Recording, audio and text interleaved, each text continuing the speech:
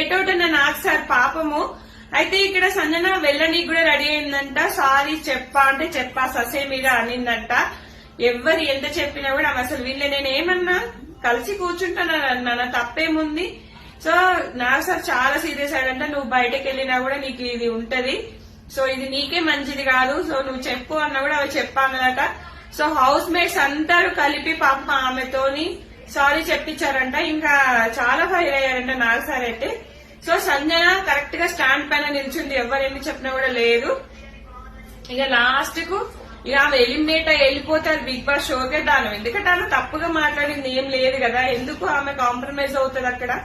So గట్టిగా నిల్చుందట. ఇదంతా నాకు సార్ వరస్ట్ అబ్బా, నాకు కొన్ని విషయాల్లో ఏంటో ఏమో చెప్పా అన్నప్పుడు సరే అని ఊరుకుంటే అయిపోయింది. అక్కడ నాకు సార్కి ఎక్కడ తగ్గిపోతుందో అని చెప్పేసి అన్నమాట.